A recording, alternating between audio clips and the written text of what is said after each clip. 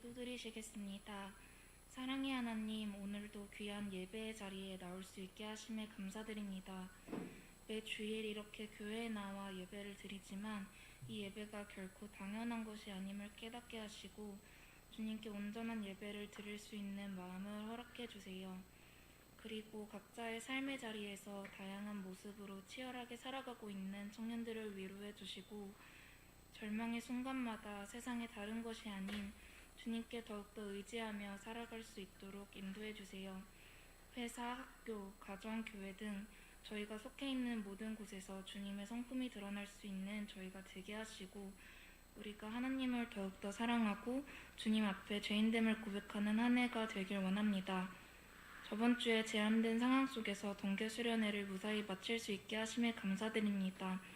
저희가 모두 다 같이 모여 임무와 찬양하고 자유롭게 교제할 수 있는 날을 기대합니다. 오늘 하나님의 말씀을 전하시는 김범주 전도사님께 은혜 주시며 저희가 듣게 하시고 또 한 주간 그 말씀을 묵상하며 삶을 살아낼 수 있도록 인도해 주세요. 또한 찬양으로 예배를 여는 찬양팀과도 함께 하시어 온전히 그리고 오롯이 주님께 찬양드리는 찬양팀 되기에 도와주세요. 오늘 예배도 주님께 의탁드리며 사랑이 많으신 예수님의 이름으로 기도드립니다. 아멘.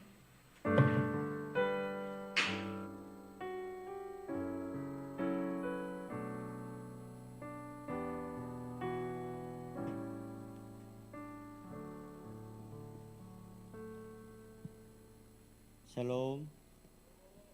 주님의 이름으로 환영합니다. 우리 6월 20일 흥남운동산 예배를 함께 찬양을 함께 올려드릴 때 마음을 다해서 하나님께 찬양하기를 원합니다. 특히 코로나 때문에 참석하지 못한 친구들도 많고 확진자도 많아서 우리 함께 예배를 드리면서 어렵고 힘든 상황이 있음에도 영상을 통해서 예배를 드리고 함께 예배를 드린 모든 자들 위해서 중보하는 마음으로 함께 이 찬양 하나님께 드리겠습니다. 우리 함께 예배하는 자들과 함께 찬양하시겠습니다.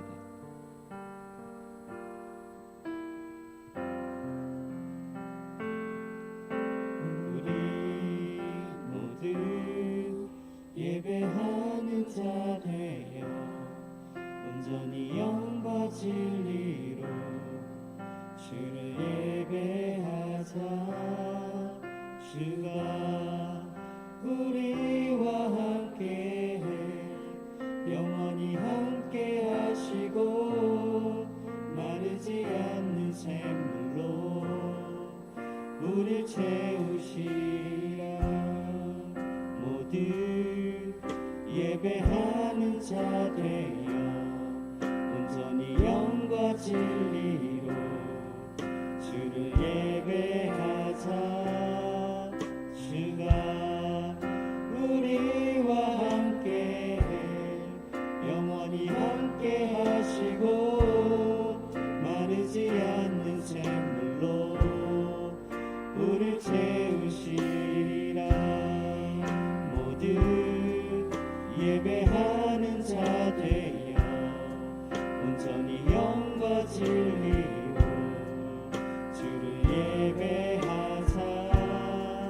주가 우리와 함께 영원히 함께 하시고 마르지 않는 샘물로 우리 채우시. 우리 큰 목소리로 다시 한번 찬양하겠습니다. 우리 모두 예배하는 자 되어 온전히 영과 진리로 주를 예배하자. 주가 우리와 함께 영원히 함께 하시고 마르지 않는 샘물로 우리 채우시리라. 모두 예배하는 자 되어 온전히 영과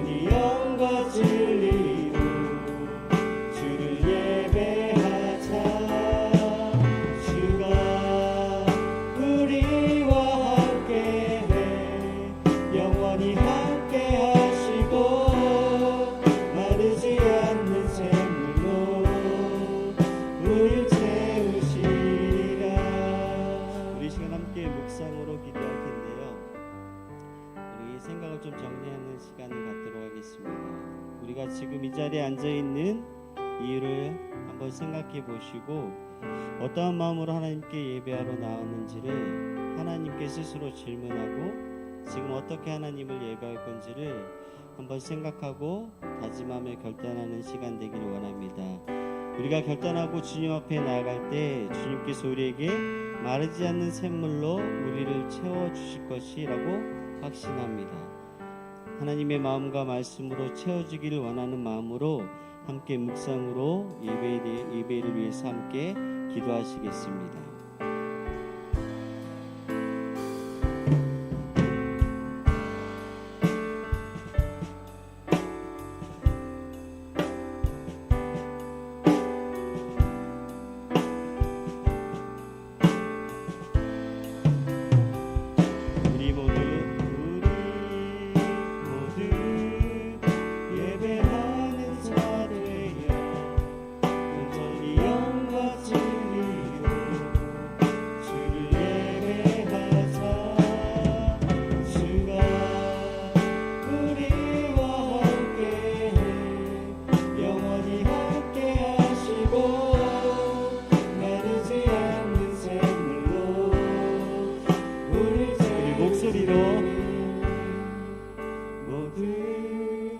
예배하는 자 되어 온전히 영과 진리로 주를 예배하자. 주가 우리와 함께해 영원히 함께하시고 마르지 않는 샘물로. 우리 다시 한번 고백하겠습니다. 크게 우리 모두 예배하는 자 되어 온전히 영과 진리로 주를 예배하자.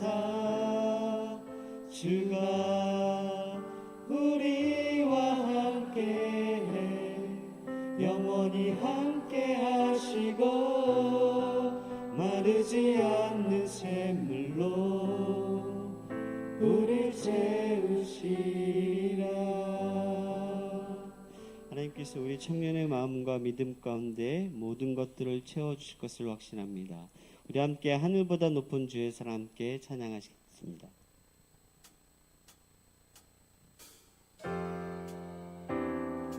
하나님의 끝없는 사랑을 함께 전심을 다해서 주님을 높여드리기 원합니다. 하늘보다 높은 주의 사랑 하늘에서 주차 빛내려 영원한 사랑 알게 하소서. 너무도 깊은 주 하늘보다 높은 주의 사랑 하늘에서 주잡이 내려 영원한 사랑 알게 하소서. 너무도 깊은 주의 끝없는 사랑 흐르게 하소서. 주 사랑 더 알게 하소서. 나에게 부소서. 끝없는 사랑 원합니다.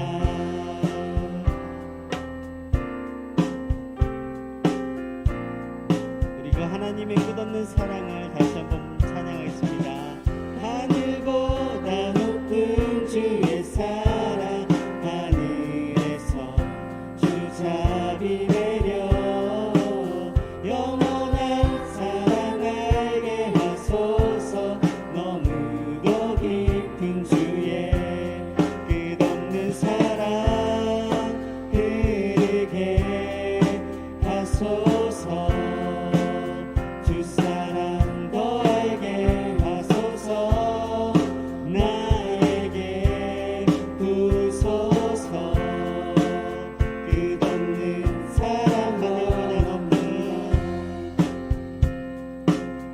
하늘보다 높은 주의 사랑 하늘에서 주잡이 내려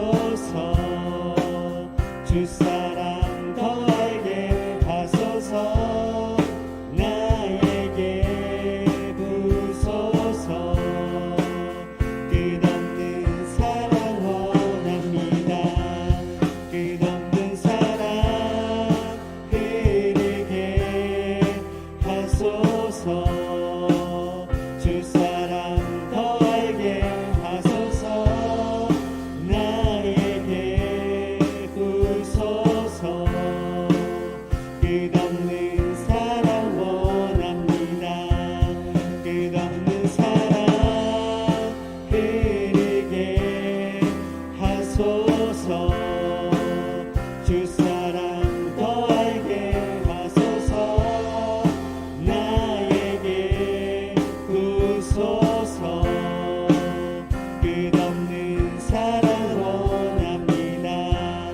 끝없는 사랑 흐르게 하소서 주 사랑 더 알게 하소서 나에게 부소서 끝없는 사랑 원합니다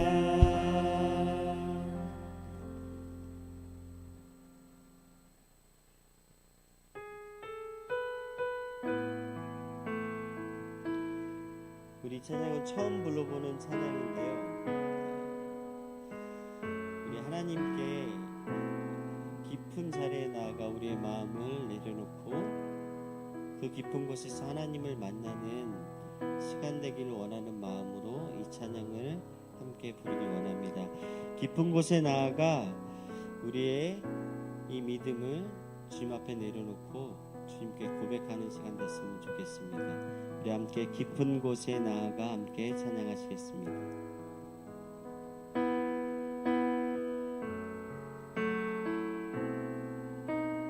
거친 바다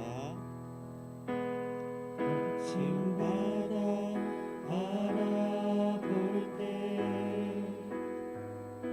그 두려움에 나 잠기고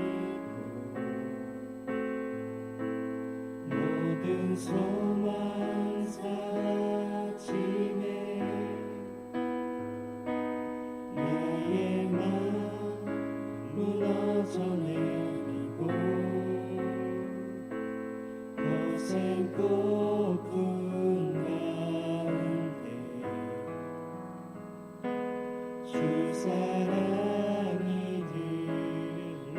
들리니 나의 작은 발걸음 주를 향해 내딛네 깊은 곳에 나아가 내 발을 디네 두려운 맘 내려놓고 깊은 곳에 나아가 내 발을 디네 할렐루야 우리 다시 한번 고백하겠습니다. 거친 바다 바라볼 때 두려움에 나 잠기고 모든 소망 사라지네 나의 마음 무너져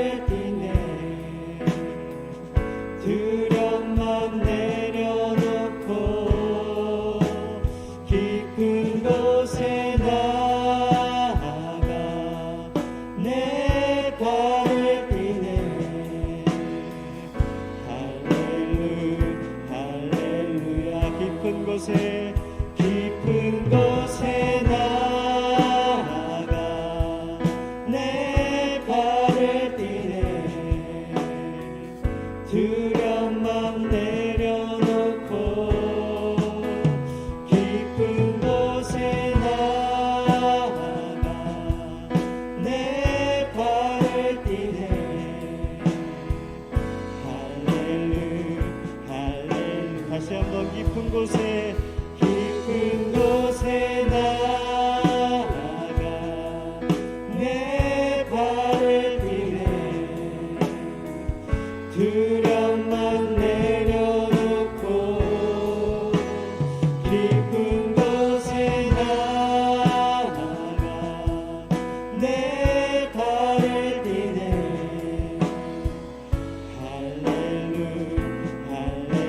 할렐루야 이제 이 찬양이 좀 귀에 익으셨나요? 네, 우리 다시 한번 이 찬양으로 고백을 할 텐데요. 요즘 2월달 한 달 동안 내 마음에 요동치는 폭풍과 붙잡을 수 없는 수많은 마음 가운데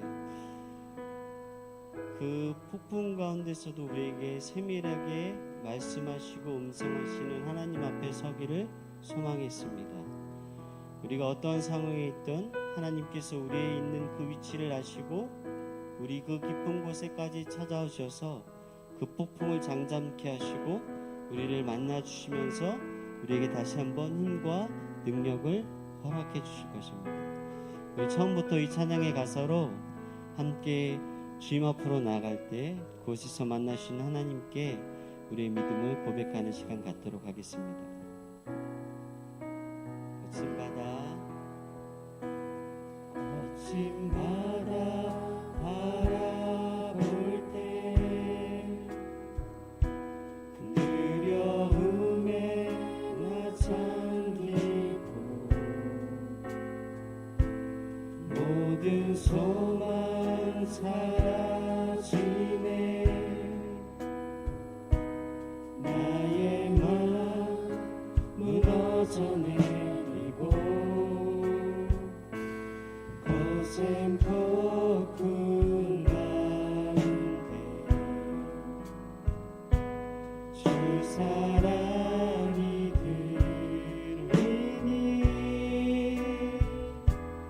나의 작은 발걸음 주를 향해 내딛네 깊은 곳에 나아가 내 발을 띠네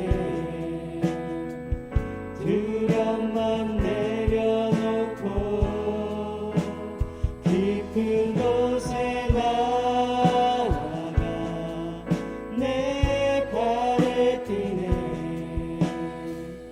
할렐루야 깊은 곳에 나아가 내 발을 띠네 두려움만 내려놓고 깊은 곳에 나아가 내 발을 띠네 할렐루야 마지막으로 깊은 곳에 나아가 내 발을 띠네 두려움만 내려놓고 깊은 곳에 나아가 내 발을 띠네 할렐루야 우리 시간 함께 예배를 위해서 기도할 때 우리가 있는 이 자리에 임재하신 하나님을 기대하고 세상의 것들로 우리의 믿음과 마음이 뒤섞여져 무엇 하나 붙잡을 수 없는 그 심정 가운데 있을 때 하나님께서 오늘도 예배를 통해서 우리를 만나주시기를 원하는 간절한 마음으로 함께 함께 묵상으로 기도하시겠습니다.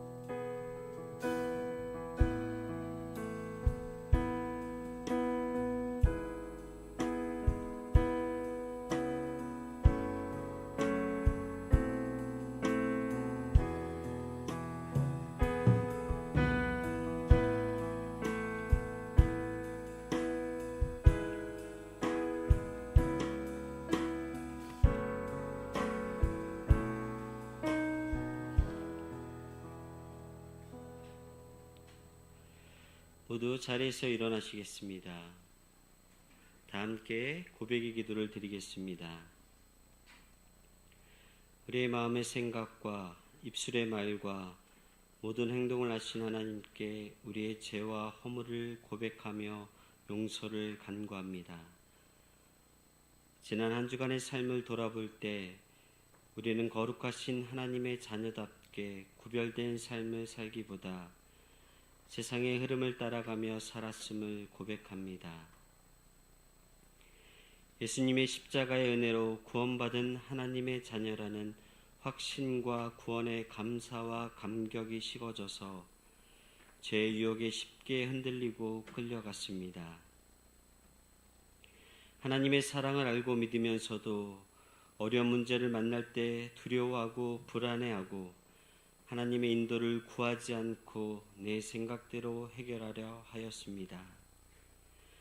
하나님께서 우리 가정을 사랑하시고 축복하시는 것을 알면서 하나님께 예배하고 하나님만 섬기는 가정을 세우기 위해 최선을 다하지 않았습니다. 이 시간 이 모든 죄와 허물을 고백하며 회개하오니 십자가의 보혈로 깨끗하게 씻어 주시옵소서. 계속해서 하나님과 나만이 아는 비밀의 죄를 고백하기 위해 묵상으로 기도하겠습니다.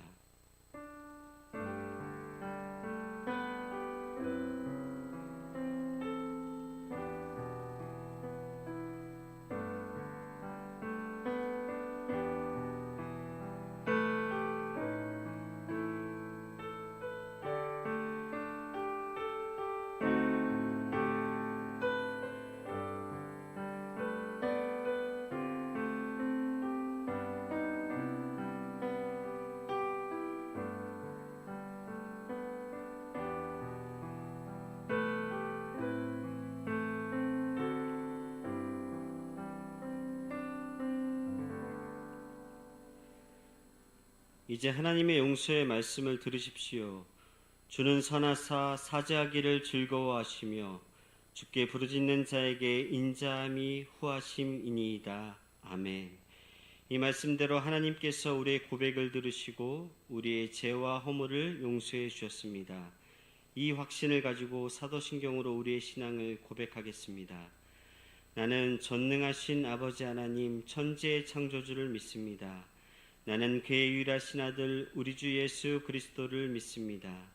그는 성령으로 잉태되어 동정녀 마리아에게서 나시고 본디오 빌라도에게 고난을 받아 십자가에 못 박혀 죽으시고 장사된 지 사흘 만에 죽은 자 가운데서 다시 살아나셨으며 하늘에 오르시어 전능하신 아버지 하나님 우편에 앉아 계시다가 거기로부터 살아있는 자와 죽은 자를 심판하러 오십니다.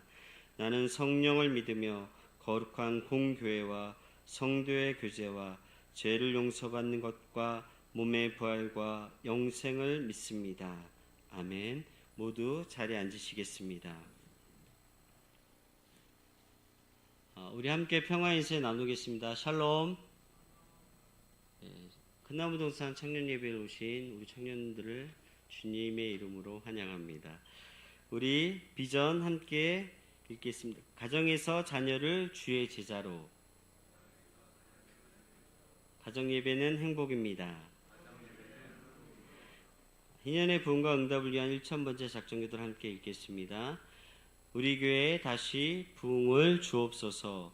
새 역사를 감당할 새 믿음과 새 영과 새 마음을 주옵소서. 우리의 모든 기도에 응답하여 주옵소서. 하나님이 주신 사명을 위한 모든 필요를 채워 주옵소서. 하나님의 영광이 이전보다 더 크게 나타나게 하옵소서.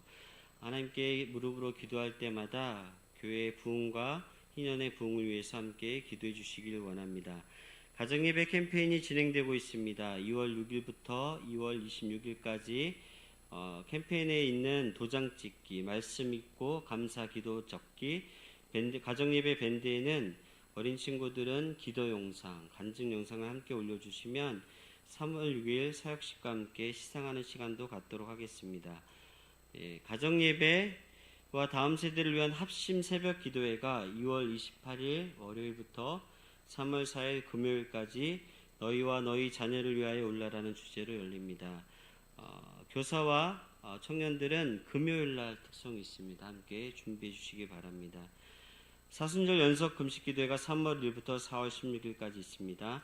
다음 세대 부흥회가 3월 4일, 5일, 6일, 3일간 저녁에 열리는데 4일 금요일 저녁 8시 30분에는 부모 부흥회, 강사는 김상건 목사님, 5일 토요일 저녁 7시는 자녀 부흥회로서 예랑꿈당 교육부서가 함께 참여합니다. 강사 김브라이언, 6일 주일날에는 오후 3시 가정 부흥회를 통해서 강사 주경훈 목사님 오셔서 함께 부흥회 인도해 주시겠습니다. 가정 예배는 행복입니다. 각 교회 동산과 가정들은 수요일 가정 예배를 드리고 밴드에 올리고 있습니다. 우리 청년들도 이제 함께 동참하는 시간 갖도록 하겠습니다. 2월 11일부터 12일까지 동계 수련회를 잘 은혜 가운데 마쳤습니다. 우리 함께 어떤 활동을 했고 하나님께서 어떤 은혜를 주셨는지 함께 영상으로 만나보겠습니다.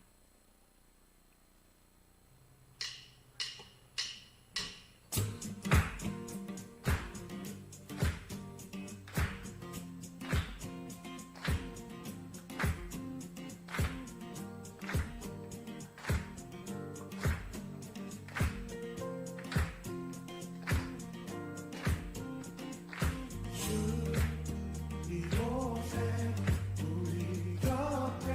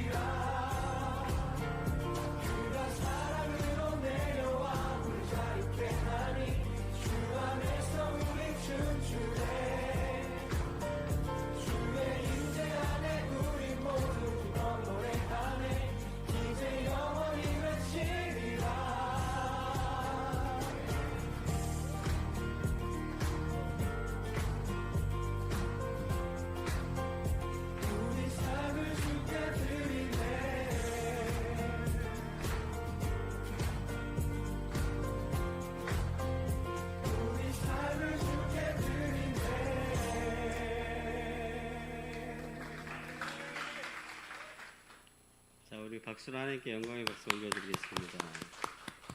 함께 참여하시고 또한 그 참여 가운데 은혜를 주신 하나님께 감사드립니다. 자, 이제 모두 자리에서 일어나셔서 봉헌 찬송을 부르시겠습니다.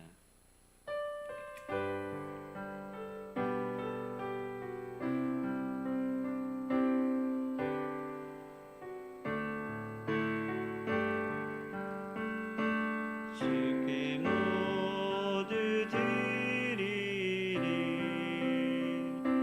주의 일을 위하여 주께 모두 드리리 주의 일을 위하여 내것 모두 드리리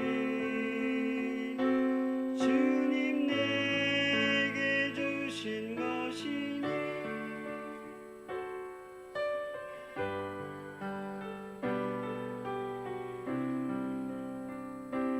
주의 일을 위하여 만군의 여호와가 이르노라 너희의 온전한 11조를 드려 나의 집에 양식이 있게 하고 그것으로 나를 시험하여 내가 하늘문을 열고 너에게 복을 쌓을 곳이 없도록 붙지 아니하나 보라.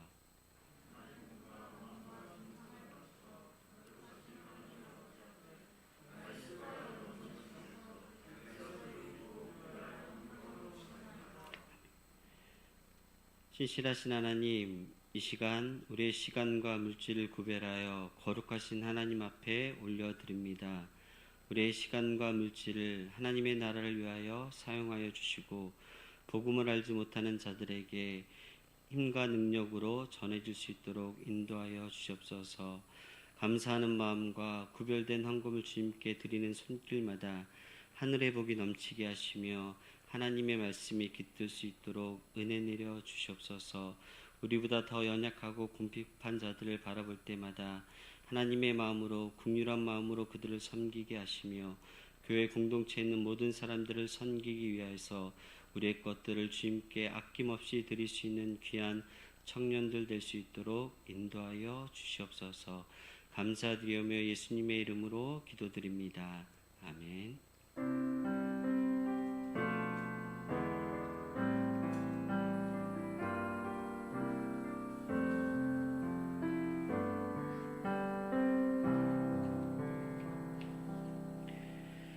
자리에 앉으시기 바랍니다. 우리에게 주신 하나님의 말씀은 창세기 18장 22절에서 33절까지의 말씀입니다.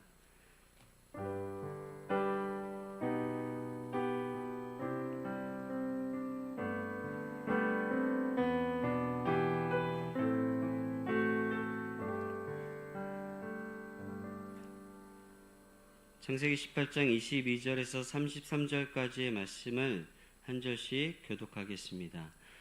그 사람들이 거기서 떠나 소돔으로 향하여 가고 아브라함은 여호와 앞에 그대로 섰더니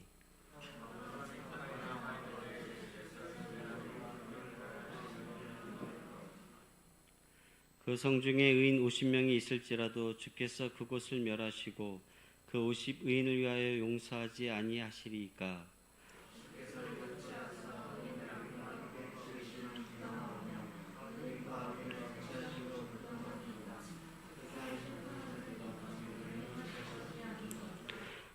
여호와께서 이르시되 내가 만일 소돔 성읍 가운데서 의인 50명을 찾으면 그들을 위하여 온 지역을 용서하리라.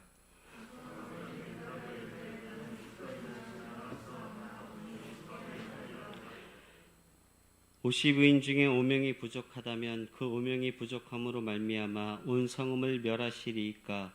이르시되 내가 거기서 45명을 찾으면 멸하지 아니하리라.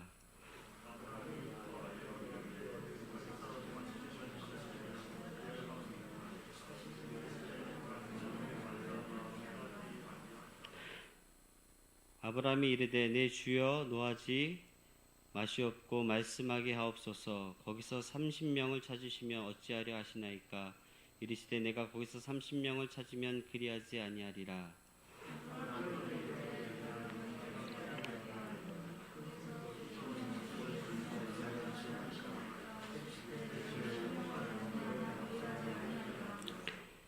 아브라함이 또 이르되 주는 노하지 마옵소서. 내가 이번만 더 아뢰리이다. 거기서 신명을 찾으시면 어찌하려 하시나이까. 이르시되 내가 신명으로 말미암아 멸하지 아니하리라. 여호와께서 아브라함과 말씀을 마치시고 가시니 아브라함도 자기 곳으로 돌아갔더라. 아멘. 이 말씀은 하나님의 말씀입니다. 기도하시겠습니다. 신실하신 하나님, 오늘도 각 개인을 만나시기 위해서 처음부터 준비하셨던 하나님의 마음과 말씀을 각 개인에게 부어주시옵소서. 한 단어라도 우리의 믿음 가운데 심겨져서 그 단어를 붙잡고 그 말씀을 붙잡고 한 주를 살아갈 수 있도록 성령 하나님 역사하여 주시고 우리를 다스려 주시옵소서. 이 시간을 주님께 온전히 의지하오며 예수님의 이름으로 기도드립니다. 아멘. 우리 먼저 좌우에 있는 사람들 좀 함께 바라볼까요? 너무도 오래간만에 보는 친구들도 있고, 네, 몇 년 만에 교회에서 보는 친구들도 있습니다. 네, 눈도장 찍으셔서 다음 주도 함께 예배 드릴 수 있도록 응원해 주시면 좋겠습니다. 좀 전에 보았던 영상 2월 11일부터 10일까지 이틀간 큰나무 동산은 예수 그리스도의 종이라는 주제로 동계 수련회를 진행했습니다.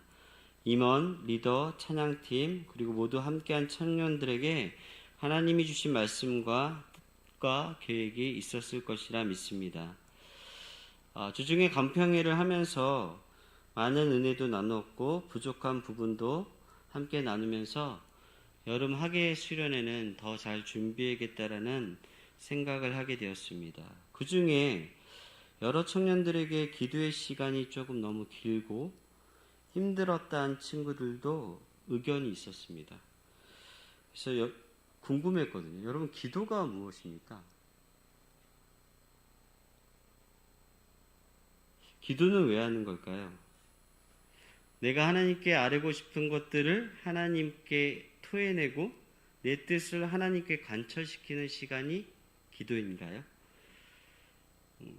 우리는 분명 그 기도의 시간은 하나님이 선포된 말씀을 붙잡고 이 말씀이 무슨 뜻인지를 하나님의 음성을 듣는 시간이며 그 듣는 그 뜻을 깨달음으로 말미암아 하나님이 내가 어떻게 살기를 원하는지 결단하는 시간이 기도의 시간입니다. 또한 내가 구하고 원하는 것들을 하나님께 구했을 때 하나님이 이것을 어떻게 나에게 응답하시는지를 함께 대화하는 시간입니다.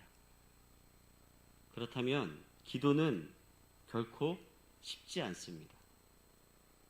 제가 여러분 청년의 나이 때 열정이 있어서 뭣도 모르고 청년의 임원으로 교사로 섬기다가 한 믿음의 선배인 청년이 저를 강원도 태백에 있는 예수원으로 데리고 왔습니다. 3박 4일 동안. 그것이 어떤 곳인지도 모른 채 따라갔다가 3박 4일 동안 뭘 하냐면 침묵합니다. 그리고 노동합니다. 그리고 밥을 먹어요. 그리고 옆에 있는 모르는 사람이랑 대화를 금지시킵니다. 그리고 제 눈에, 제 귀에 그 3박 4일 동안 남겨진 한 문장이 있는데 그 식당과 예배당에 들어가는 그 입구에 이렇게 써 있습니다. 기도는 노동이다. 노동은 땀을 전제로 합니다. 육체와 정신 모두를 사용하여 노동을 하는 것처럼 우리의 기도의 시간은 우리의 땀과 우리의 마음을 전심으로 주님께 아뢰고 주님의 뜻이 무엇인지를 분별하는 훈련의 시간이며 하나님의 뜻을 분별하는 시간입니다. 결코 인간의 뜻을 하나님께 관철시키는 시간이 아닙니다. 그래서 10분에 기도하는 사람과 1시간을 기도하는 사람과 2시간을 기도하는 사람들의 영성들은 전부 다 다를 수밖에 없습니다. 그래서 힘들더라도 기도는 노동인 것을 알고 하나님 앞에 땀과 마음을 흘리는 시간이 되기를 원합니다. 주중 목장 모임에서는 할례에 대해 나누다가 질문이 있었습니다. 비유는 어떻게 되는지, 그러니까 결혼하지 않는 사람들은 할례 받는 거에 대해서 성경은 어떻게 이야기하고 있는지, 비유는 죄인가요? 결혼하지 않으면 죄인가요? 라는 질문이 있었습니다. 여러분도 궁금하시나요? 즉 결혼하지 않는 사람이나 비혼주의자들은 그리스도의 할례에서 제외된 자이나 아니면 결혼하지 않는 게 죄로 여겨져서 꼭 결혼을 해야 되는가? 이런 질문이었나요? 제가 그렇게 인식했습니다. 제가 이 질문을 받았을 때 제일 먼저 생각났던 것이 천주교였어요. 그렇다면 신부와 수녀들은 결혼을 안 하는데 이분들은 어떻게 되는 건가? 근데 천주교도 처음에는 결혼을 했었습니다. 그런데 그들이 세속화를 막고 금욕적인 생활을 금지하고 주님의 일에 전념하게 하기 위해서 1123년에 이 독신제도가 생겼습니다. 그전에는 신부와 수녀들도 결혼을 하고 함께 신부와 수녀의 길을 가기도 했었습니다. 그렇다면 그리스도의 할례 문제는 비혼과 기혼의 문제가 아니라 내가 결혼을 했든 결혼을 안 했든 내가 예수 그리스도의 십자가의 죽음과 부활을 믿어 내 마음에 그 할례를 했느냐가 제일 중요한 쟁점입니다. 그래서 그리스도를 주인으로 삼는 자가 그리스도 안에서 그리스도의 할례를 받은 자로서 죄인이 아닌 의인의 길을 걸어갈 수 있습니다. 물론 신학자마다 다르지만 사도 바울도 결혼을 하지 않았습니다. 물론 결혼했던 사람들도 있거든요. 그렇게 보면 비혼, 기혼의 문제가 아닌 내가 주님 앞에 어떠한 믿음으로 그리스도의 할례를 받았느냐가 세례를 받았느냐가 더 중요한 문제일 것입니다.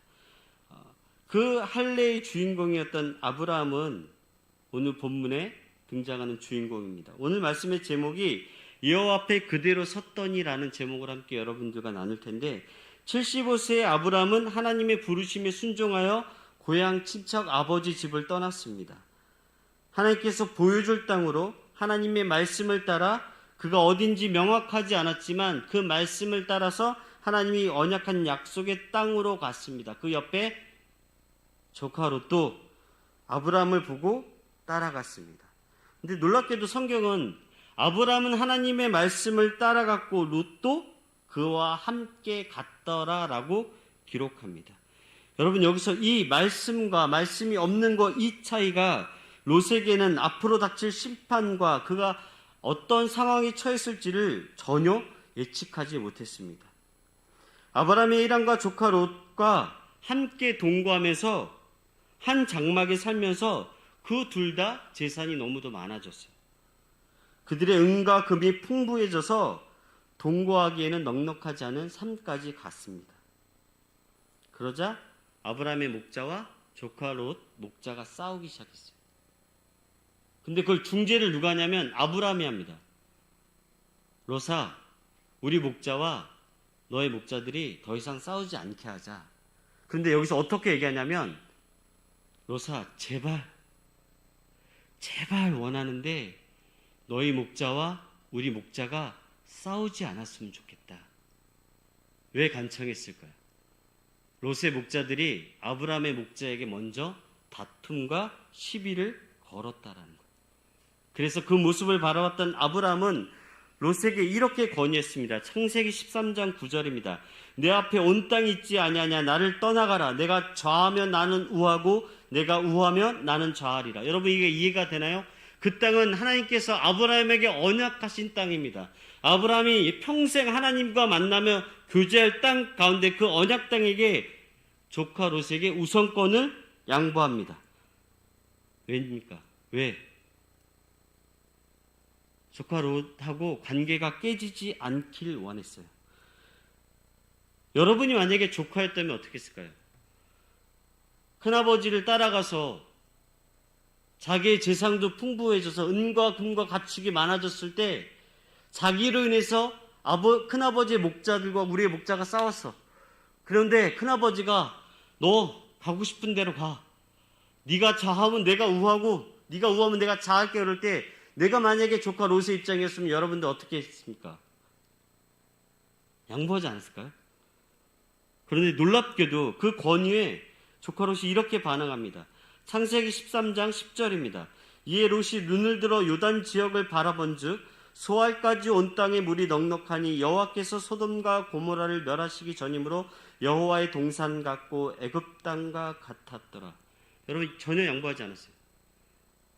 자, 머리로 상상하면서 따라오셔야 됩니다. 전혀 양보하지 않았습니다. 목자들의 다툼에 대한 것들에 대해서 사과도 하지 않았습니다. 그런데 눈을 들어 요단강 건너편의 소알 땅을 보니까 너무도 물이 넉넉하고 살만한 곳입니다. 그리고 그 넘어서 보니까 소돔과 고모라라는 땅이 여호와의 동산과 같고 애굽 땅과 같았답니다. 여러분 잘 기억하세요. 우리가 세상을 살아가면서 세상을 바라볼 때 그 세상의 휘황찬란한 그 아름다움이 영적으로 깨어있지 않으면 꼭 에덴 동산 같아 보입니다. 여러분 에덴 동산은 무슨 뜻이에요? 하나님이 거하시는 곳이며 하나님의 나라의 모형입니다. 그런데 그 에덴 동산과 애굽 땅이 같아 보였답니다. 애굽은 죄와 사망과 어둠의 대표적인 지역이에요. 어떻게 죽음과 영원한 생명의 그 나라가 같아 보일 수 있었을까요? 롯에게는 여전히 세상의 가치관으로 자기 눈에 보이는 것들 쫓아가는 삶을 살았기 때문입니다. 제가 이 창세기를 성경 공부를 하면서 저를 가르쳐줬던 그 목사님이 이 부분을 가르치실 때 톨스토이의 사람에게는 얼마만큼의 땅이 필요한가라는 단편 소설을 소개해 준 적이 있습니다. 자, 들어보세요. 자, 제가 잠을 깨기 위해서 이 앞에서 노력을 하겠습니다. 들어보세요. 주인공 빠홈이라는 농부가 있었습니다. 근데 그 농부에게 제안이 들어왔어요. 하루에 임금을 맡긴 다음에 그 임금 어치의 땅을 줄 텐데 그 땅은 내가 출발한, 해가 떠서 출발한 그 지역부터 해가 질 때까지 그 지역으로 돌아오면 너가 밟는 모든 땅을 다 주겠다라는 제안이었습니다. 농부 빠움이 어땠을까요? 해가 떴어요. 자, 여기서 스타트, 시작! 그리고 옷깃을 여매이고 지팡이를 들고 물을 가지고 내가 갈 수 있을 때까지 가서 이 땅을 차지할 만큼 해가 지는 것들을 체크해가면서 땅을 밟습니다. 그리고 해가 지는 것을 확인하자 내가 이제 이때쯤 돌아가면 내가 지금까지 밟았던 땅을 나에게 줄 수 있고 내가 가질 수 있겠다라는 그 확신을 가지고 해가 져 가자 그는 자기가 출발했던 지역으로 다시 돌아옵니다. 그런데 그 출발하는 곳 바로 1m를 남기고 숨이 헐떡거리면서 쓰러져 생명이 다합니다. 그래서 그 빠움이라는 그 농부에게 주어진 땅은 딱 반평이었어요. 관이 들어가는. 그런데 이 톨스토이가 불교의 영향을 많이 받았다고 합니다. 불교에도 똑같은 조건에 똑같은 주인공이 나오는데 이 불교에 나왔던 주인공은 딱 한 가지가 달라요. 똑같이 땅을 받고 해가 지기 전에 돌아다가 1m 전에 숨이 헐떡거리면서 죽을 때 자기 손에 들고 있는 지팡이를 던지면서 이렇게 외쳤답니다. 내 땅 저기까지! 하고 죽었대요. 근데 그 불교의 주인공에게 빠움과 같이 똑같이 그에게 주어진 땅은 2m 반평밖에 없습니다. 이것은 무엇을 뜻하냐면 인간의 탐욕은 무엇으로도 채울 수 없으며 무엇으로도 가질 수 없습니다. 이 이야기를 먼저 하는 이유는 창세기 13장 17절에 이렇게 기록되어 있었거든요. 너는 일어나 그 땅을 종과 횡으로 두루다녀 보라. 내가 그것을 내게 주리라. 이게 누구한테 한 말씀이냐면 하나님이 아브라함에게 하신 말씀이에요. 조카 롯은 내가 눈에 보기에 그 소알 땅, 소돔 고모라 땅은 애굽 땅과 에덴 동산 같아서 물이 넉넉하여 이미 그쪽으로 출발할 때 하나님께서 아브라함에게 나타나셔서 아브라함아 너가 종과 행으로 다녀. 내가 너에게 모든 땅을 줄게. 그랬을 때 아브라함이 빠움처럼 내가 갖고 싶은 땅들을 갖기 위해서 걸어가고 종과 행으로 다녔나요? 그렇지 않았습니다. 그는 하나님의 백지슈퍼를 받고 난 다음에 그는 어떻게 했냐면 헤브론 마므레 상수리 나무 숲으로 갑니다. 창세기 13장 18절입니다. 이 아브라함이 장목을 옮겨 헤브론에 있는 마므레 상수리 숲에 이르러 거주하며 거기서 여호와를 위하여 제단을 쌓았더라. 무슨 뜻입니까? 땅 필요 없었습니다. 그에게는. 하나님을 예비하는 곳, 하나님과 교제하는 자리를 선택했습니다. 여기서 헤브론, 여러분 제가 여러 번 얘기했습니다. 헤브론은 하나님과 교제하다는 뜻이에요. 하나님을 예배하다는 뜻이에요. 그런데 굳이 그 헤브론에 마무리 상수리 스프리라는 단어를 쓴 것은 여러분 성경의 한 단어라도 임의적으로 기자가 일부러 쓴 단어는 단 하나도 없습니다. 하나님이 마무리 상수리 스프리라 썼던 이유는 이 마무리라는 뜻이 전심으로, 열심으로, 열정을 다해 라는 뜻이에요. 무슨 뜻입니까? 내가 하나님과 교제하는데 전심을 다해, 열심을 다해, 열정으로 하나님을 예배하고 교제하는 것을 아브라함은 선택했다라는 뜻입니다. 여러분, 그렇다면 우리가 지금 드리는 이 예배는 헤브론 마문의 상수리 숲을 아래입니까? 우리도 아브라함처럼 그 마음을 가져야 되지 않습니까? 아니면 예배 시간이 딱 끝나는 그 시간을 기다려서 세상의 즐거움에 뛰어들기 위해 스탠바이 기다리고 있는 그런 시간입니까? 그렇다면 여러분, 아브라함이 그 헤브론 마물의 상수리 숲을 아래에서 하나님과 예배만 드렸습니까? 주구장창 제단을 쌓고 365일 매일 하나님께 예배만 드렸나요? 그렇지 않습니다. 창세기 14장 14절이 이렇게 기록합니다. 아브라함이 그의 조카가 사로잡힘을 듣고 집에서 길르고 훈련된 자 318명을 거느리고 단까지 쫓아가서, 이게 무슨 뜻이냐면 하나님을 예배하고 일상의 삶 가운데 자기의 집안에서 자기의 이 지역을 지켜낼 사람들을 훈련시키고 함께 걸어갈 사람들을 함께 기르고 있었다는 거예요. 근데 그때 마침 롯이 소돔에 가자 소돔에서 전쟁이 일어나요.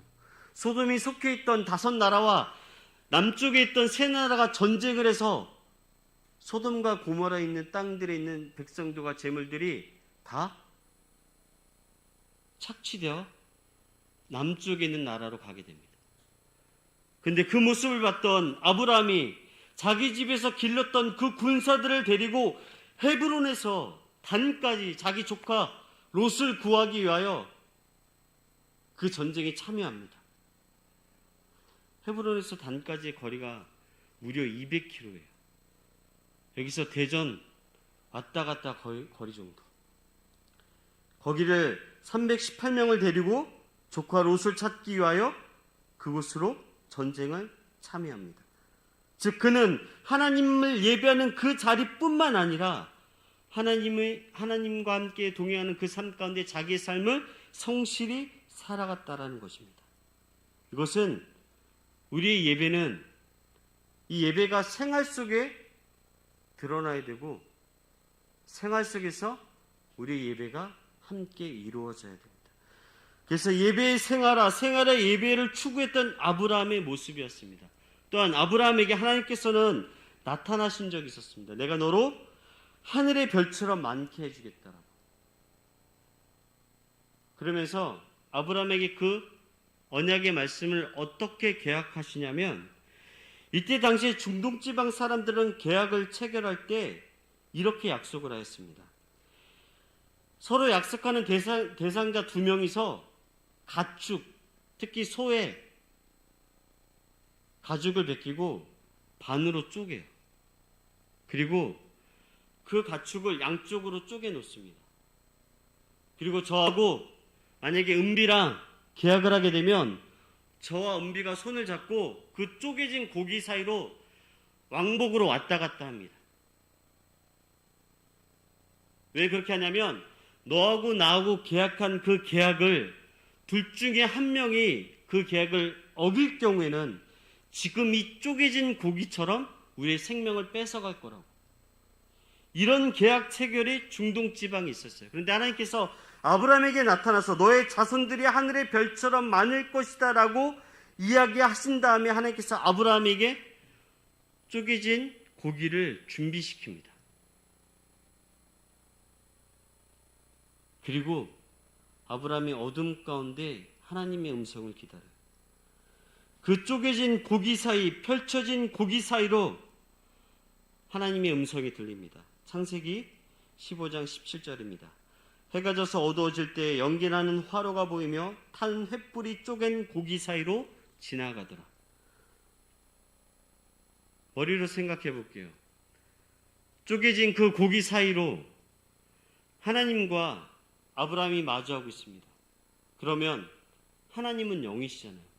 그러면 아브라함에게 아브라함아, 내가 너로 큰 민족을 이루고 하늘의 별과 같이 많게 해줄 거야. 아브라함, 너 여기를 지나갔다 다시 오렴. 내가 이 언약을 반드시 지킬 거야. 이래야 아브라함이 더 다짐하고 결단하지 않을까요?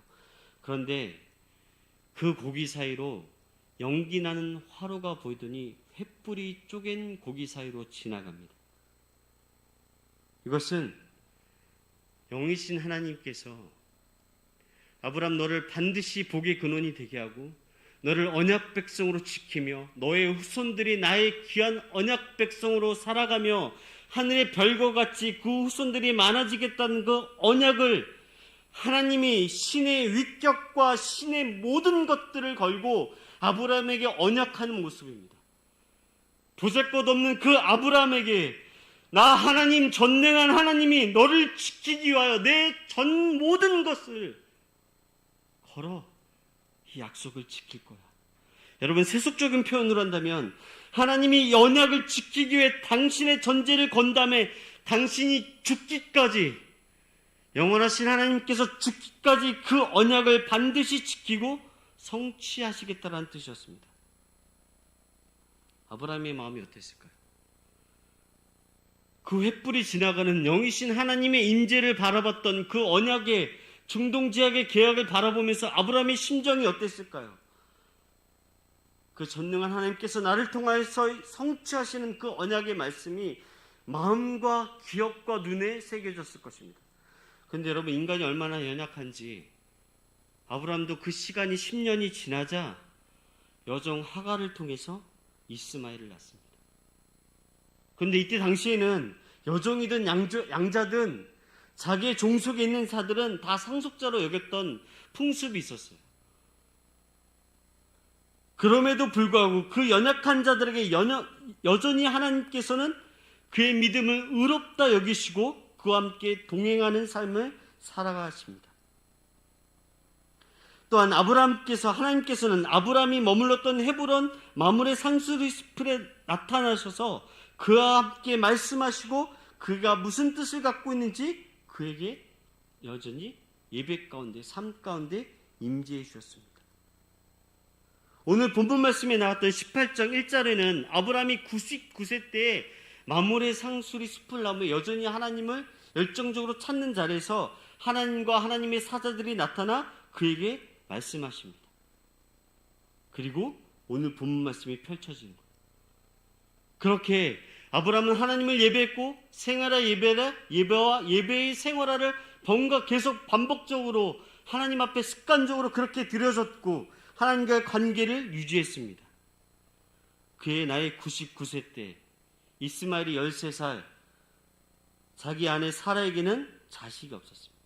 그리고 찾아오셔서 사라에게 내년 이맘때쯤 아들이 태어날 것이라고 말씀하십니다. 사라의 마음이 어땠을까요? 생리가 끝나 더 이상 아이를 가질 수 없던 사라는 그 하나님과 사자의 음성을 듣고 속으로 비웃습니다.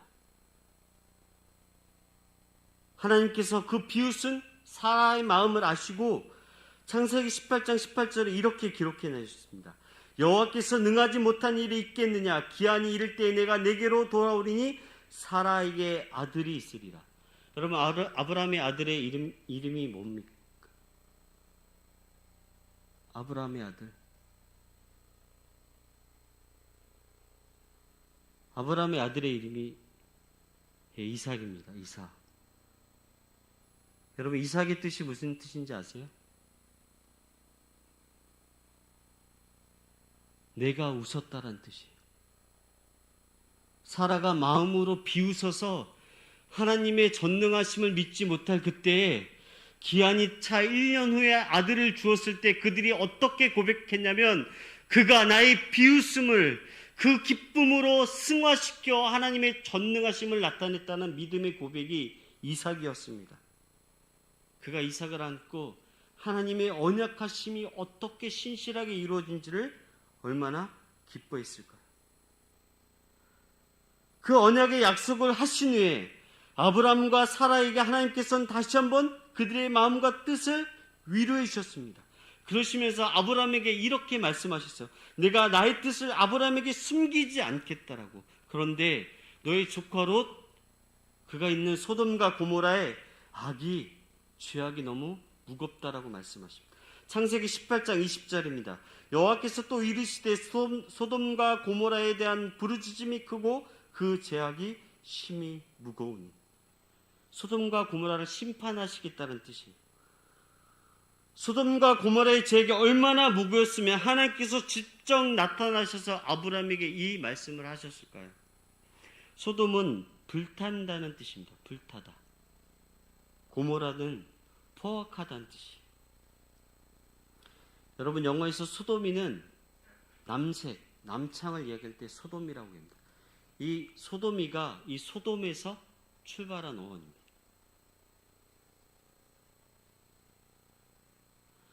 도대체 소돔이 하나님 앞에서 얼마나 악했기에 하나님께서 그 성을 다 멸하시려고 하셨을까요? 여러분 한번 생각해 보셨나요? 소돔의 죄악이 얼마나 컸는지.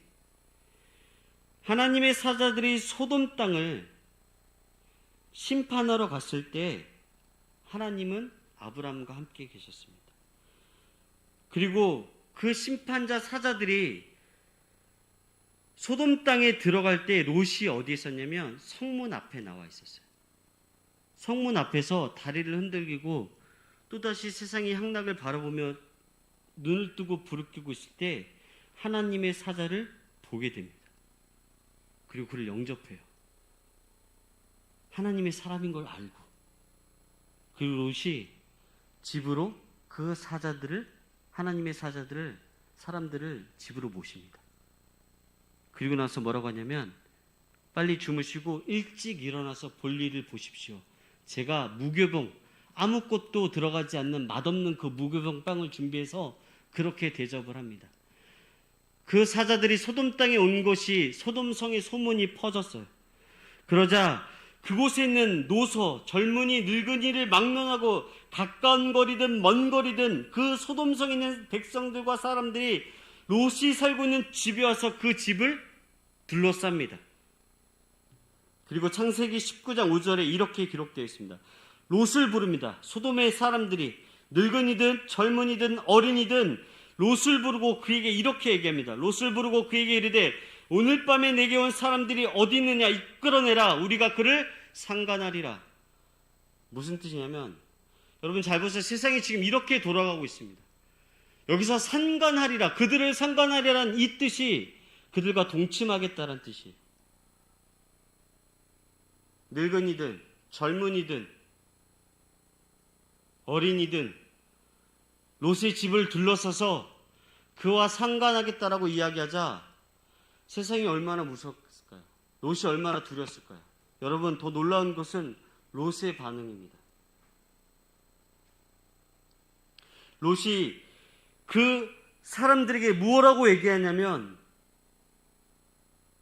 이들을 범하여 죄를 범하지 말고 내 두 딸, 남자라는 내 두 딸을 너희들 좋을 대로 하라라고 그 두 딸을 내어주려고 해요. 두 번째 악이에요. 롯에게. 왜 그랬을까요? 롯이. 그가 소돔과 고모라 땅에 있으면서 그 땅에서 행해졌던 수많은 가치관들이 롯이 보기에는 죄로 여겨지지 않았기 때문에 모든 사람들이 그렇게 상관하는 것들에 대해서 죄로 여기지 않았고 일상적인 삶으로 이루어졌기 때문에 롯은 자기의 딸을 내어줍니다. 여러분 이 상태에서 그 하나님의 사자들, 롯의 집에 있던 그 사자들이 어떻게 했을까요? 그 사자가 롯을 붙잡아 집으로 들어와 문을 닫습니다. 그리고 그 사자들이 이렇게 행합니다. 창세기 19장 11절입니다. 문 밖에 무리를 대소를 막나누고 그 눈을 어둡게 하니 그들이 문을 찾느라고 헤매었더라. 여러분, 소돔의 세 번째 악한 행위가 여기서 드러납니다. 문 밖에 무리를, 늙은 사람, 젊은 사람, 어린 사람 상관없이 그 롯의 집을 둘러싸고 있는 자들을 하나님의 사자들이 눈을 어둡게 합니다. 무슨 뜻이냐면 실명하게 했다는 거예요. 그냥 잠시 안 보였다는 게 아니라 완전히 실명하게 만들었어요. 그러면 여러분 같았으면 어땠을까요?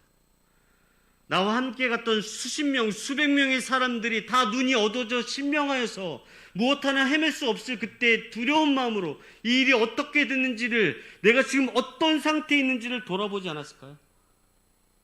그런데 여러분, 놀랍게도 그들이 다 일제히 한 몸처럼 그 실명된 상태에서 롯의 문고리를 찾기 위하여 헤맵니다. 여기서 헤매다가 녹초가 되다는 뜻이에요. 여러분, 무슨 뜻입니까? 실면된 상태에서도 그 하나님의 사다를 상관하기 위해서 녹초가 되듯이 그 문고리를 찾아 헤매면서 자기의 욕망과 죄악을 버리지 않는 모습입니다. 여러분, 그러면 이 정도면 하나님께서 심판하시지 않겠습니까? 이 죄악 가운데 있는 소돔과 고모라를 하나님께서 심판하시기 위하여 그 소돔과 고모라를 가기 전에 아브라함 집에 들리셔서 거기에 거니셔서 아브라함과 대면할 때 아브라함이 그때 여호와 앞에 그대로 서 있습니다. 하나님의 사자들은 소돔과 고모라를 심판하러 가는 그때 아브라함이 하나님 앞에 그대로 서서 하나님께 여쭙니다. 하나님, 어떻게 저기에 내 조카 롯이 있는데, 내 사랑하는 가족이 있는데 하나님의 심판이 임하게 되면 내 조카 롯과 아내와 두 딸이 생명을 잃게 되는데 하나님, 이 일을 어떻게 해야 됩니까? 라고 그의 눈으로 하나님 앞에 이야기하고 있지 않았을까요? 그런데 어떻게 담대하게 그는 여호와 앞에 그대로 서 있을 수 있었을까요? 오늘의 말씀의 제목처럼 어떻게 그는 하나님 앞에 담대함으로 그의 앞에 나아갈 수 있었을까요? 그는 하나님을 주인으로 섬기고 여겼기 때문입니다. 서두에 말씀드렸죠? 하나님께서 그에게 170표를 주었을 때 그는 종과 행을 다니면서 그가 땅을 얻으려고 노력하지 않았습니다. 그는 헤브론 마므레 상수리 숲에서 하나님과 교제하는 예배하는 자들을 선택해서 오직 하나님만이 나의 주인임을 선포하였습니다. 예배의 자리를 떠나지 않았습니다. 또한 그 예배 자리를 떠나서 일상의 삶을 살지라도 자기 삶 가운데서 성실한 삶을 살기 위해서 노력하였습니다. 좀 전에 헤브론에서 단까지 200km를 쫓아가 조카 롯과 그의 재물들, 소돔왕이 뺏겼던 그 재물들과 재산들 다 찾아옵니다. 그 전리품을 가지고 소돔 땅으로 돌아올 때 소돔왕이 마주해요. 이제 소돔왕이 뭐라고 얘기했냐면, 너가 재산은 다 가져가라. 대신 소돔 백성들은 나에게 주라라고 얘기해요. 이때 당시에 전쟁에서 승리한 사람은 그 전쟁의 전리품을 다 가져갑니다. 그런데 아브라함이 소돔 왕에게 이렇게 얘기해요. 나는 실 한 오락이나 들매끈 한 가닥도, 신발끈 하나라도 가지지 않겠다라고 얘기합니다. 왜냐하면 자기에게 공급되는 모든 것들이 주인이신 하나님으로부터 왔음을 고백하기 위함이었습니다. 그 주인된 고백과 믿음의 삶이 있었기 때문에 하나님 앞에 담대히 나아가 그대로 서 있을 수 있었습니다. 창세기 18장 6절에서 7절입니다. 우리 함께 읽겠습니다. 다 왔어요, 여러분. 힘내세요. 창세기 18장 6절에서 7절을 함께 읽겠습니다. 자, 시작. 아브라함이 급히 장막으로 가서 사라에게 이르되 속히 고운 가루 세 스아를 가져다가 반죽하여 떡을 만들라 하고, 아브라함이 또 가축대 있는 곳으로 달려가서 기름지고 좋은 송아지를 잡아 하인에게 주니 그가 급히 앉으라. 이게 어떤 장면이냐면, 여호와 앞에 아브라함이 서기 전에 하나님과 사자들이 찾아와서 이삭을 너에게 주겠다라는 그 약속을 하기 전에 아브라함이 하나님을 만났을 때, 하나님을 만나자 보세요.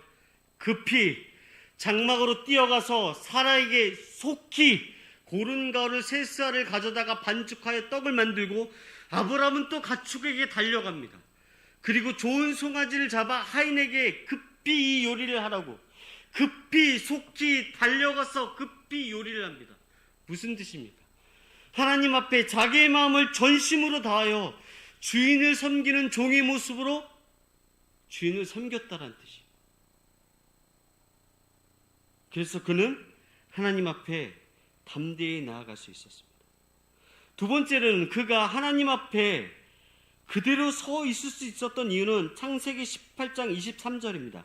아브라함이 가까이 나아가 이르되 주께서 의인을 악인과 함께 멸하러 하시나이까.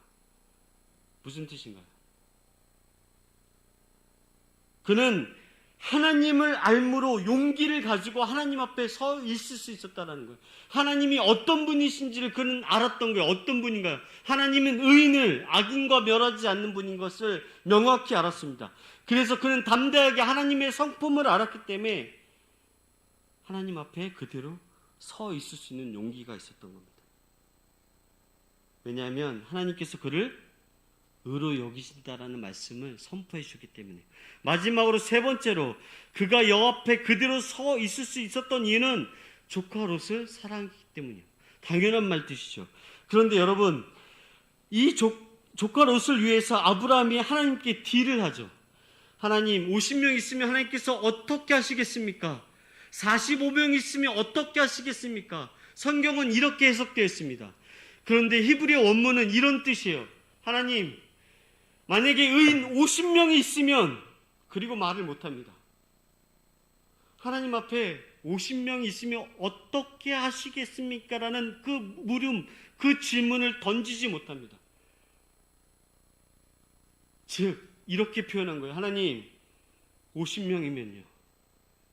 하나님 죄송해요. 저 티끌과 같은 재와 같은 존재이나 하나님 만약에 45명이면 어떻게라는 말을 못해요. 40명이면 하나님 노하지 마십시오. 30명이면 20명이면 10명이면 주님 어떻게 하시겠습니까? 그 속으로 5번을 외치고 주님 앞에 조카 롯이라도 구하기 위한 절규를 하나님께 표합니다.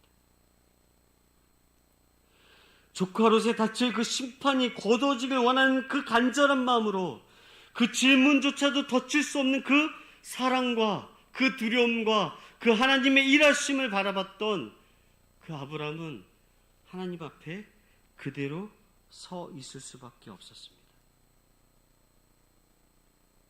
그런데 여러분, 조카 롯이 소돔 땅에서 구원을 받고 어떻게 됐나요? 그의 아내는 소돔을 돌아보고 소금 기둥이 되고 그의 딸들은 아버지에게 술을 먹여 아이를 갖게 된 다음에 이스라엘 백성과 지속적으로 대적의 관계를 갖고 있는 모압과 암몬 자손의 조상이 됩니다. 그러면 우리 지금 이제 예배 자리로 돌아와 보겠습니다. 우리는 하나님을 예배하는 이 자리에서 어떠한 자세로 서 있습니까? 우리도 똑같이 지금 아브라함 같이 하나님 앞에 서 있습니다. 우리 왜 이곳에 서 있습니까? 우리 왜 하나님을 예배하려고 합니까? 제가 어제 이거를 꼭 말씀드리겠습니다. 제가 잘 알지 못하는 포천에 사는 어떤 친구한테 문자를 보냈습니다. 너 도대체 우리 교회를 몇 살 때부터 다녔니? 그랬더니 6학년 때부터 다녔대요. 언제까지 다녔니? 그랬더니 19년 겨울이었던 것 같대요. 답변이 왔어요. 그래서 제가 계산을 해봤습니다. 무려 16년간 포천에서 우리 교회를 섬겼더라고요. 포천에서 우리 교회까지는 왕복 60km입니다. 16년간 다녔다면 832주를 다녔어요. 그것을 계산하면 49,920km입니다. 여러분 지구 한 바퀴가 몇 킬로인지 아시나요? 4만 킬로예요. 4만 킬로. 그런데 그가 10년간 지구 한 바퀴를 4분의 1 넘는 거리를 하나님을 예배하러 다녔습니다. 물론 오늘은 영상으로 예배를 드리고 있겠죠.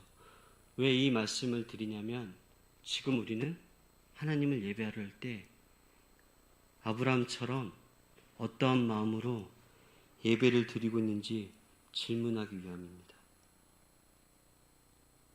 우리가 만약에 하나님의 언약 백성이며 하나님의 의롭다 여기는 자라면 우리가 어떠한 마음으로 하나님께 예배를 드려야겠습니까? 이 예배가 우리에게 어떻게 다가와야 됩니까? 학원이나 직장이나 개인적인 사유로 빠질 수 있는 예배가 이 예배입니까? 거룩한 주일 하나님을 예배하는 우리가 아침과 점심을 거르듯이 그냥 한 번쯤 드려지는 내 삶의 한 부분입니까? 하나님께서는 이 거룩한 주일 예배를 통해서 우리를 만나기를 원하시며 우리가 하나님 앞에 서는 모습을 보기를 원하십니다. 전능하신 하나님을 알아가는 이 시간을 통해서 우리의 믿음 가운데 하나님께서 용기를 심어주고 결단하는 시간을 갖게 하셔서 오직 하나님 한 분만이 나의 주인임을 고백하고 그분 앞에 담대히 나아가 그분과 1대1로 여호와 앞에 서 있는 모습 그대로 하나님과 대면하기를 원하십니다. 물론 이 시간은 이 시간과 물질과 육체의 고통이 동반될 수도 있습니다. 그런데 그 가치는 우리의 인생을 다 던진다 할지라도 그 가치와 비교할 수 없습니다. 우리 이제 예배만큼은 결단하기를 원합니다. 거룩한 주일만큼은 여호와 앞에 그대로 서 있기를 원합니다.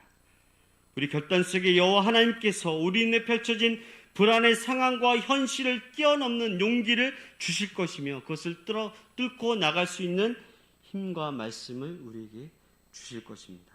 우리 한 주간 여호와 앞에 그대로 서 있는 생명의 한 주가 되기를 간절히 소망합니다. 기도하시겠습니다. 신실하신 하나님, 아브라함이 여호와 하나님 앞에 서서 하나님이 나의 주인 되시며 하나님을 알므로 용기 있게 나아가 주님과 대면한 것처럼 또한 우리에 속해 있는 공동체의 사람들을 사랑했던 것처럼 이 믿음을 가지고 하나님 앞에 설 수 있도록 인도하여 주시옵소서. 한 주간도 주님과 마주하며 주님 앞에 서 있는 한 주가 되기를 소망하오며 예수님의 이름으로 기도드립니다. 아멘. 모두 자리에서 일어나시겠습니다. 우리 다 함께 믿음으로 서리라 함께 찬양 부르시면서 결단의 찬양 올려드리겠습니다.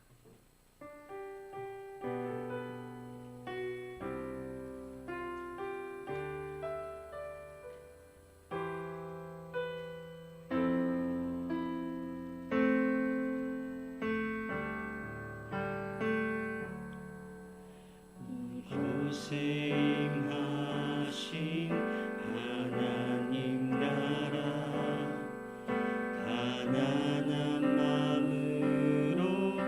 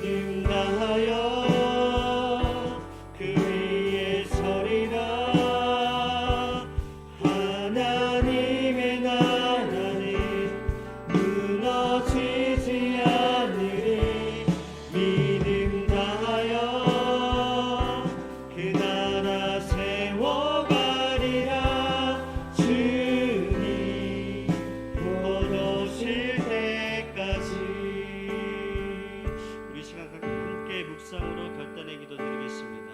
하나님 앞에 아브라함처럼 그대로 서 있기 위하여 하나님이 나의 주인 되심을 고백하고 믿음으로 용기 있게 주님 앞에 나아가 나와 함께하는 사랑하는 사람들을 위하여 살겠다라고 함께 결단하며 기도하시겠습니다.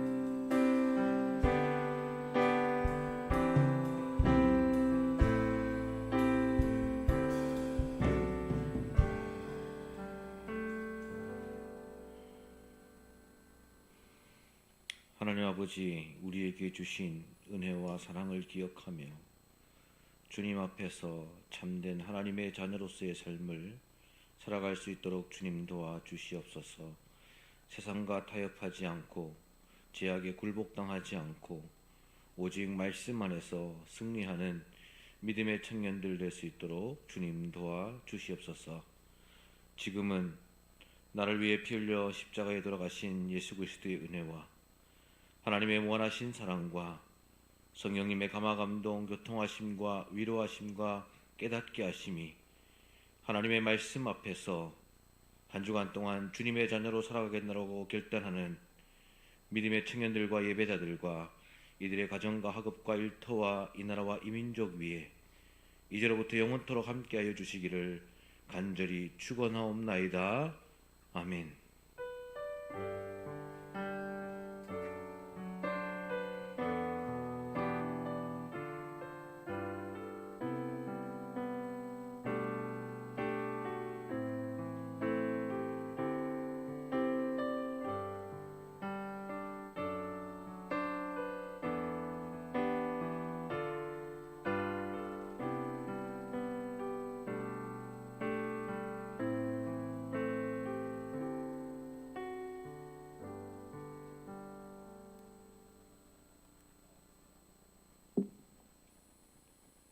광고 두 가지 하겠습니다. 저희 수련회 토요일 춘천 일정 속에 3장의 미션 사진이 있었는데 저희 미션 사진 모든 수행해 주신 모든 분들께 저희가 커피, 기프티콘 한 장씩 쏴드리겠습니다. 박수!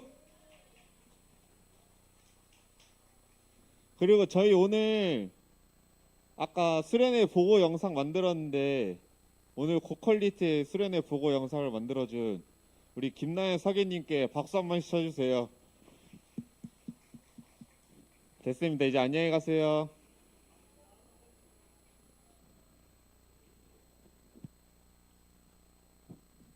제가 한 가지만 광고하겠습니다. 다음 주부터는 청년들도 가정예배 드리는 거를 진행을 할 건데 혼자 드리기 어려운 친구들은 저와 줌으로 드리면 돼요. 이제. 그 시간을 공지하도록 하겠습니다. 함께 가정예배 참여할 수 있도록 좀 도와주시기 바랍니다. 네, 한 주간도 승리하는 삶 살기를 원합니다. 자, 수고하셨습니다.